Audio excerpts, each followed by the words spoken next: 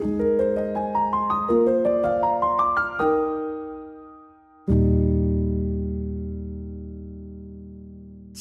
Bapak Ibu, bagaimana kabar Anda hari ini? Semoga kita semua masih dalam keadaan yang baik sampai dengan saat ini. Karl Marx pernah mengungkap bahwa agama adalah candu bagi masyarakat. Ia mengatakannya karena melihat realitas umat beragama yang seringkali sibuk, sangat sibuk, mengupayakan segala sesuatu demi kehidupan mereka setelah kematian, yaitu surga. Sehingga orang-orang beragama ini nyaris mengabaikan kenyataan sosial di sekitarnya yang makin memburuk. Padahal di sekitarnya ada ketidakadilan yang merajalela, ada penindasan yang selalu ada, tak pernah absen, tapi itu diabaikan. Semuanya sibuk tentang kehidupan setelah kematian. Bagi Marx, umat beragama ini seperti sekumpulan orang yang tidak benar-benar hidup. Mereka cenderung apatis pada realitas kehidupan dan menjadi pribadi yang sangat egois. Mereka hanya memikirkan diri sendiri dan kehidupan mereka setelah kematian. Hanya keselamatan dirinya saja yang dipentingkan oleh orang-orang ini. Itulah kenapa Bapak Ibu, ceramah atau khotbah-khotbah keagamaan yang berkaitan dengan keselamatan hidup setelah kematian pasti ramai dihadiri umat beragama. Bapak Ibu, hari Tuhan yang dicatat di dalam surat 1 Tesalonika pasal 4 ayat 15 hingga pasal 5 ayat 11 agaknya juga sedang membahas segala sesuatu yang berkaitan dengan kehidupan di masa nanti, yaitu tentang kehadiran Kristus kembali sebagai sebuah momen penting bagi umat percaya untuk menuju ke kehidupan setelah kematian. Pasal 5 ayat 1 sampai 11 yang menjadi dasar bagi permenungan kita hari ini, di sana dicatat, diingatkan kepada kita setiap umat percaya untuk berjaga-jaga dalam menanti hari Tuhan, menanti kedatangan Kristus kembali.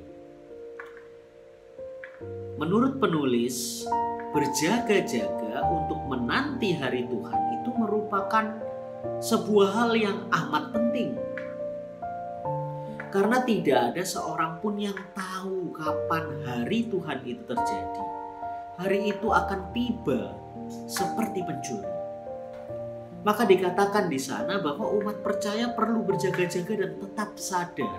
Umat percaya diminta untuk menggunakan baju zirah iman dan kasih, serta berketopongkan pengharapan keselamatan untuk menanti hari Tuhan yang penuh dengan misteri itu. Dan saya yakin kita semua umat percaya pun melakukan itu karena kita menanti kedatangan Kristus kembali.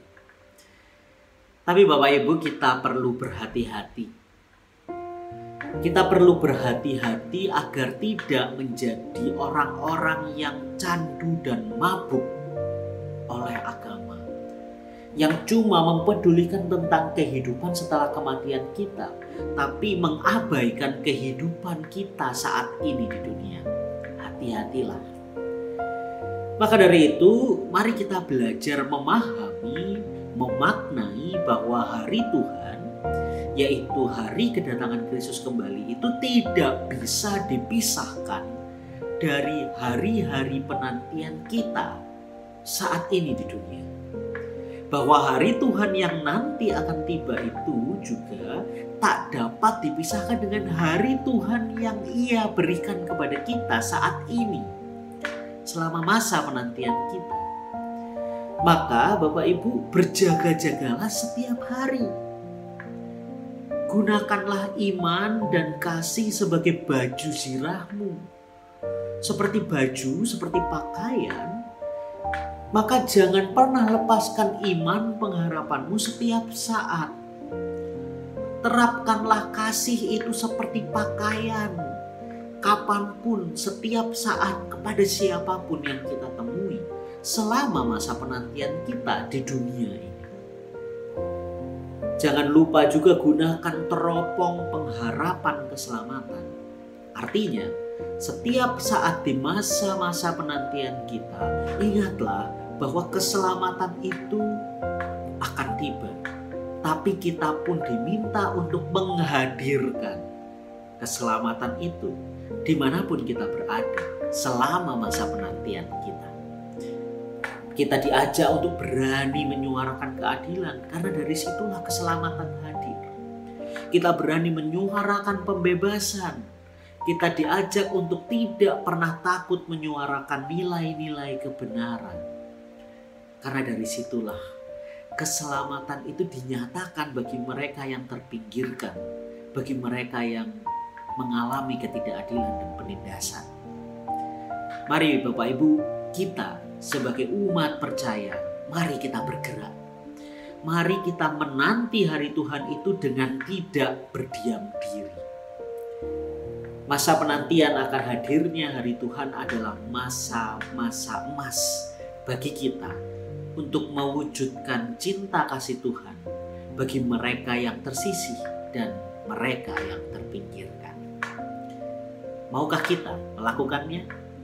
Kiranya Tuhan memampukan kita. Amin.